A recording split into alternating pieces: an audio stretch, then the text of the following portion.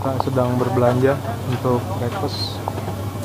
Ini Kita coba konsep nasi masak engkel instan, cuman direbus doang. Enak apa enggak nggak tahu ya.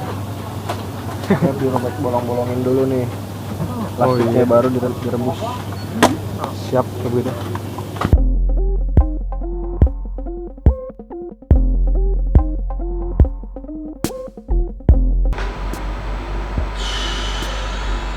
Assalamualaikum warahmatullahi wabarakatuh, Bro Ensus. Apa kabar? Dan semoga kalian semua dalam keadaan sehat walafiat ya. Dan ini udah kenyang banget. Habis makan, tapi jadi ingat sesuatu. Gara-gara kenyang, jadi mata juga sayu, udah gak ngantuk karena ini udah malam, udah sekitar jam 8-an. Hari ini lumayan capek. Dan kita kembali lagi di video kata gua edisi khusus Eurotrip. Jadi memorizing atau mengingat kembali perjalanan ke Eurotrip ya, karena banyak list-list yang pengen gue omongin, pengen gue share ke kalian semuanya ya, mengenai perjalanan gue ke Eropa kemarin. Karena menurut gue ini perjalanan gue ini cukup lumayan unik. 10 hari 5 kota, dan kita totally backpacker sampai perjalanan Amsterdam ke Milan aja kita pakai bis yang which is itu 18 jam lamanya ya kita di jalan. Kita berangkat jam 7 malam, kemudian sampai lagi di Milan, itu dari Amsterdam ya, sampai lagi di Milan sekitar jam siang kalau nggak salah ya, pada jam 10 pagi lah kalau nggak salah gue ya, almost 12 sampai ya 18 jam nggak sih ya, pokoknya setengah harian lebih lah. Jadi kita backpacker abis. Oke. Mengenai share kali ini seperti judul ya, mengenai kita belanja di Eropa. Jadi sebelum kita pergi ke Eropa ini, kita nyusun sebuah rencana dan kita bener-bener hemat karena pengennya ngajak atau pergi bareng-bareng teman-teman, tapi yang bener-bener low cost banget gitu, sehingga waktu itu budget makan juga lumayan disesuaikan ya. Seingat gue waktu di Paris itu gue nyusun budget makan itu 5 euro untuk sarapan, 15 euro untuk lunch, 10 euro untuk dinner. Jadi itu sekitar 30 euro, dengan harapan kalau memang itu si breakfastnya itu masak gitu kan, karena kita pesennya hotelnya apart hotel yang ada dapurnya. Kalau memang itu masak ya bisa lebih hemat gitu, jadinya bisa dipakai. Kita lebih konsentrasi ke makan siang, kenapa lebih besar gitu, karena di makan siang rata-rata kita beli gitu kan. Kita kali ini kita nggak ngomongin makan siang beli, mungkin nanti di next videonya kita mau ngomongin belinya, tapi kita mau ngomongin belanja di Eropa, karena mostly kita akhirnya masak ya kebanyakannya, walaupun di beberapa kota kayak Brussels karena emang short itu kita kebanyakan kita makan di hotel atau makan di jalan. Terus yang kedua itu juga waktu di Amsterdam juga sarapan gitu, dan kita juga dari Jakarta kan bawa rendang, korek tempe, kering kentang gitu-gitu ya, yang juga bisa kita masak atau kita panasin di sana, bisa kita makan pakai nasi. Nah, ngomong soal nasi ini akhirnya kita harus belanja ya. Gue pernah ke Belanda, dan dulu waktu masih kecil, dan temen gue juga pernah, salah satu temen gue pernah ke Eropa dan bilang di sana ada nasi kok, tenang aja gitu kan. Hingga anak-anak bawa rendang, dan teman-teman yang bisa bertahan lama gitu kan. Dan itu ternyata berguna. Akhirnya di hari pertama memang gue jadwalkan untuk belanja di Paris, seperti footage yang di depan gue sama temen gue belanja itu. Kita belanja, terus kita nemu yang namanya si Uncle's Band Rice gitu ya, yang itu jadi patokan kita kemana-mana Eropa. Kita harus nyari Uncle's Band Rice. Nah, nanti Uncle Ben's kita akan ngomongin di video yang lain, tapi kali ini kita ngomongin mengenai belanjanya. Jadi belanja di Paris ini, belanja di Eropa ya khususnya ya, buat kita Muslim itu memang benar-benar kita harus perhatiin benar-benar ya, karena banyak makanan-makanan yang gak halal ya, walaupun pada akhirnya kita memetakan antara halal nggak halal itu menjadi ya yang penting jangan babi. Padahal sebenarnya kan halal kan kalau nggak disembelih maupun ayam itu tetap nggak halal buat Muslim gitu kan. Tapi pada akhirnya kadang-kadang susah kita cari makanan yang halal gitu. Untuk makanan yang halal ya, mengenai halal ya, di Paris gue sempat temuin beberapa makanan ayam yang halal gitu, berlabel halal, karena itu dia mungkin dari pengusaha Pakistan atau pengusaha Muslim di sana ya, karena Paris juga banyak orang Muslimnya dan banyak berseberangan dengan negara-negara Muslim, yang mana ada, dan anehnya mungkin apa stoknya sedikit atau memang banyak yang beli, dan itu biasanya sisanya tinggal satu ayam dada misalkan yang berlabel halal, itu tinggal satu tempat gitu ya. Mereka kan jualnya kayak di supermarket di sini kan, jadi jualnya per slice atau per kilo, 1 kilo gitu, itu udah habis gitu kan. Jadi akhirnya kita beli ayam yang nggak ada label halalnya, karena kita banyak orangnya dan kita butuh makanan itu, dan yang halal itu notabene lebih mahal ya, karena mungkin dia spesial gitu ya, dan stoknya sedikit sehingga harganya juga naik lebih mahal gitu. Nah, yang perlu diperhatikan lagi ya, selain itu halal meat, dan gua hanya temuin di Paris ya, gua di Prancis waktu gua belanja di Belanda gitu, mungkin nggak ketemu aja, cuman emang nggak nemuin gitu kan. Terus di Milan juga lebih susah lagi, dan di Roma gitu lebih susah. Nah, yang perlu diperhatiin lagi adalah kita beli sosis gitu. Kita punya norma tadi yang kita udah patokin, bahwa yang penting jangan babi gitu kan. Nah, ternyata sosis di sana yang maupun yang berlabel sapi, kebetulan gue juga bisa bahasa Perancis sedikit-dikit gitu, walaupun nggak fasih ya, karena gue cuma belajar satu kawanan gitu kan ya. Nah, kita bermodalkan Google Translate juga. Jadi walaupun itu berlabel sosis sapi, tetapi campurannya 30% itu adalah daging babi ya, kebanyakan lagi. Jadi memang susah banget nyari, karena bahasa Prancis gue juga kurang bagus, sehingga kita baca tuh agak susah. Tapi ada beberapa, ada beberapa sampel yang gue baca, memang ini sapi beef sausage, dan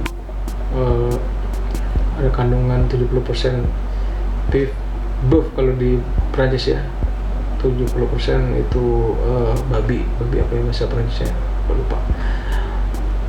Jadi akhirnya kita susah untuk beli sosis, kita nggak beli akhirnya. Tapi ada temen gue yang kebetulan ikut sama kita, ada beberapa orang yang non Muslim, dan dia nitip minta beli sosis ya. Akhirnya gue beliin aja yang bentuk yang logonya udah aja babi sekalian supaya teman-teman yang Muslim gue ini nggak, kadang-kadang kan pengen juga kan Jadi dia nggak makan gitu kan, logonya udah babi, udah hidung babi gitu. Sayang gue nggak punya footage-nya, nggak punya gambarnya. Nanti kalau gue ketemu di Google nanti gue taruh di sini. Nah terus itu buat itu kita bicara sosis gitu kan. Bicara apa lagi ya?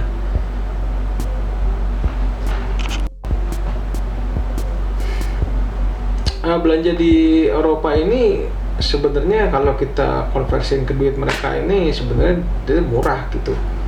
Kalau gitu itu kita hitung bahkan kita punya budget untuk ini kita belanja budgetnya untuk breakfast. Waktu itu kita punya 5 euro kan, 5 euro itu berarti kali berapa tuh ya? Kali 14-15 orang kalau nggak salah ya, lebih dari 50 euro. 15 kali 5 itu 65 euro untuk sarapan, dan itu sarapannya bener-bener banyak banget gitu. Dan kita lebih fokus ke telur karena telur di sana harganya 3 euro kalau nggak salah untuk yang 24 biji gitu ya. Gue lupa, tapi nanti ada footage-nya, kita lihat itu harga telur berapa. Jadi lumayan andalan kita sih telur sih kebetulan ya. Kalau kebetulan juga telur kan gampang, tinggal didadar gitu kan. Jadi kita masak di sana. Terus kita juga ketemu yang namanya yang kita susah cari itu adalah waktu itu kita kesulitan nyari garam karena bahasanya itu ya. Terus juga kita kesulitan nyari bumbu-bumbu yang sudah jadi. Biasanya kan kita gampang tuh bisa bumbu rendang atau segala macam, itu agak sulit itu. Dan gua menghindari banget yang namanya masak yang goreng-goreng, karena di hotel atau di apartemen itu nanti akan berantakan banget kalau kita pakai minyak dan goreng-goreng gitu, kecuali numis lah ya. Jadi gue ada beli butter aja, jadi gue nggak beli minyak goreng, dan nggak ada menu yang di goreng garing segala macem gitu ya. Jadi semuanya tumis-tumisan, bayam atau segala macam itu ditumis aja. Bener-bener makanan ala kadarnya, yang penting kenyang itu. Nah waktu di Itali kita kerepotan lagi karena bahasa juga gua nggak ngerti, dan orang-orang Itali itu kalau kita ajak ngobrol bahasa Inggris tuh bener-bener nggak bisa ngomong. Mungkin kalau dibilang nggak mau ngomong sih mungkin nggak tahu ya. Kalau di Perancis sih memang karena gue bisa sedikit-sedikit, jadi gue nggak banyak nanya gitu kalau belanja. Tapi waktu di Itali itu kita nanya pakai bahasa Inggris, mereka kayak kayak bisa bahasa Inggris. Ya akhirnya kita pusing sendiri. Paling andalan kita ada Google Translate yang kita udah download gitu kan offline, paling itu. Atau waktu itu kita punya internet ya, kita sewa wifi dari Indonesia, dan kita pakai Google Translate yang online, jadi dia bisa ngartiin sendiri. Kita tinggal arahin aja si handphone kita gitu ya, ada di kamera kita, nanti dia bahasanya berubah sendiri tuh. Kalian cobain deh Google Translate, modelnya kayak gitu, keren. Jadi dia nanti ngerubah bahasa menjadi bahasa Inggris ya, yang lebih bagus dibanding bahasa Indonesia. Jadi kita arahin ke tulisannya, misalkan tulisannya apa, kita arahin kamera kita, dia nanti berubah sendiri tuh. Cobain, boleh coba sih. Jadi kita nanya-nanya, kita akhirnya cari-cari, yang penting nggak babi lah gitu kan. Kita pakai kamera, dan itu lumayan agak sulit gitu sebenarnya. Kalau nggak precise atau tulisannya terlalu besar, terlalu kecil, itu agak sulit. Jadi akhirnya kita nebak-nebak, dan memang akhirnya balik lagi ke telur-telur lagi, atau seafood sekalian gitu kan, kayak udang atau ikan. Karena udang sih waktu itu kita beli, karena seafood itu kan ya dia nggak ada sembelih, jadi kita anggap dia halal lah kayak gitu. Jadi belanja di Eropa nih lumayan tricky. Dan kalau di Prancis kita belanjanya itu di Monoprix, pokoknya ada beberapa supermarket yang Prix gitu belakangnya. Salah satunya itu Monoprix. Salah satu lagi apa yang Prix ya, Sama Carrefour juga ada macam-macam, ada Express, ada Carrefour yang biasa, tapi yang gede juga ada. Tapi waktu itu kita dekat stadion PSG itu ada yang besar banget, tapi kita nggak sempet mampir. Terus kita biasanya belanjanya di Carrefour yang kecil-kecil. Terus kalau di Brussels kita nggak sempat belanja. Kalau di Amsterdam kita belanja di Albert Heijn ya bacanya itu. Dan di situ temen gue akhirnya dapet Indomie karena bawa dari Indonesia udah habis di hari pertama. Waktu kita datang lapar, terus kita bikin Indomie cuma sedikit bawanya. Kita nyari-nyari lagi, maklum lah orang Indonesia tetap aja nyari Indomie lagi, nyari nasi lagi. Padahal kita juga jalan ke Eropa nih. Akhirnya kita ketemu di Belanda itu Indomie goreng, walaupun di sana tuh tidak ada bumbu cairnya ya. Kalau nggak salah gua, nggak ada minyaknya kalau nggak salah gua. Kecap sih kayaknya ada. Apa nggak ada juga ya? Gua lupa. Pokoknya seingat gua tuh nggak ada bumbu cairnya, jadi bumbunya bubuk semua.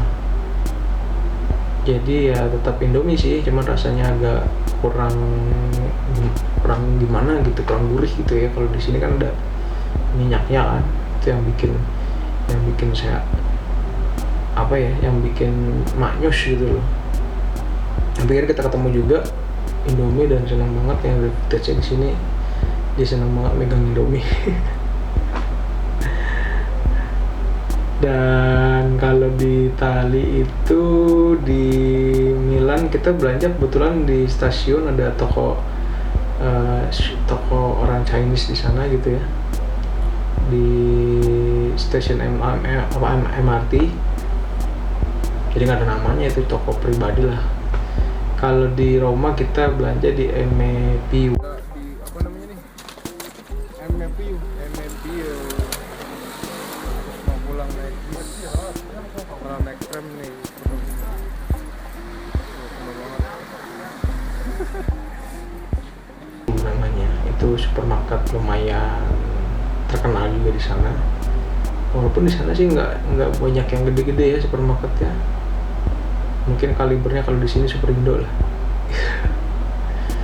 Beda gitu kalau kita nemuin yang super yang besar gitu kayak Altemar atau apa. Di sana kecil-kecil, yang penting lengkap, nggak banyak yang gede-gede gitu. Jadi di sana ada yang seperti itulah. Jadi kalau belanja di Eropa, ini video agak random sih ya. Jadi kalau belanja di Eropa itu oke sih sebenarnya, cuman tinggal milih-milihnya aja. Kita milih-milih yang kalau Muslim terutama ya, kita harus pinter-pinter milih gitu karena halalnya itu gitu. Malah lebih safe kalau kita makan bikin sendiri dibanding kita beli. Kalau beli sih kita susah deh. Tapi kalaupun kita nanya, mereka lebih jujur kok. Lebih jujur dalam arti this is halal or what gitu. Kayak waktu kita makan di pizza pertama kali, kita bilang kita nggak mau pakai jambon. Jambon tuh kalau bahasa Prancis tuh kayak babi gitu kan, kayak si apa namanya smoke beef gitulah. Pokoknya jambon itu biasanya babi, tapi dia expect karena gue bilang we are Muslim, and ya udah akhirnya pizzanya hanya pakai tomat dan cheese gitu kan, karena nggak ada pilihan tuna juga di sana.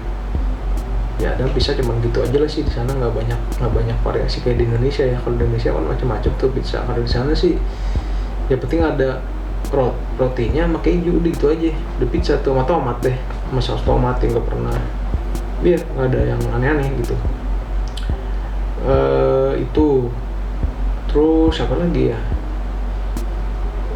belanja ya, kalau belanja harga sih oke. Dan kalau kita belanja di supermarket, kita bisa dapetin kayak minuman kaleng itu lebih murah ketimbang kita beli di vending machine gitu, atau kita beli apa ya di restoran gitu. Itu minumannya lebih murah banget, harganya oke lah ketimbang kita beli di luar. Dan kita bisa beli roti, bisa beli Nutella dengan harga yang ya kalau di Indonesia tergolong mahal, kalau di sana tergolong murah gitu, yang gede banget gitu kan. Dan itu oke sih. Jadi kalau menurut gua kesimpulannya kalau memang mau belanja di Eropa itu kita hindari aja yang berpotensi untuk nggak halal, seperti misalkan sosis sapi gitu ya, daging sapinya gitu. Daging sapi sih oke kalau bisa nemu ya, sosis sapi terutama, dan yang berbau-bau alkohol kayak gitulah. Kayak misalkan salad juga ada beberapa yang dressingnya pakai vinegar balsamic yang mengandung alkohol. Dan lebih aman kalau kita makan misalkan telur, itu aman banget, atau seafood, udang, itu aman ya buat muslim. Tapi buat teman-teman yang mungkin non muslim itu ya bebas aja makan, lebih enak sih di sana karena nggak banyak larangan, nggak banyak restricted. Tapi kalau kita yang muslim ya itu paling kita makan roti, biskuit ya, dan itu ya kalau kita mau cari tahu bener-bener kalau memang bisa bahasa Prancis ya enak, atau bahasa Belanda misalkan di Belanda, atau bahasa Itali. Kalau nggak bisa ya kita nebak-nebak aja, kita cari yang bener-bener aman gitu loh. Kita makan udah seperti kita waktu itu kelepasan makan hotdog di Itali, dan ternyata menurut temen gue yang tinggal di Itali ya itu mengandung babi. Ya udahlah ya, karena kita udah lapar dan kita nggak aware juga waktu itu, yang beli temen gue, dan gue udah nggak aware karena udah lapar juga. Pas dikasih apa nih, hotdog, ya udah sapi, makan. Ternyata gue lupa, padahal gue sendiri yang apa namanya, yang bilang gitu kalau punya kesimpulan bahwa oh iya ternyata karena waktu di Paris ini tuh sosis tuh 70% beef, 30% pork gitu kan. Pas di Itali karena udah lapar dikasihin, makan aja udah. Begitu besoknya, oh nggak malamnya kalau nggak salah, gue posting di Instagram, temen gue komen, wah itu mengandung babi. Ya udah kemakan. Yang penting nggak muntah, katanya gitu.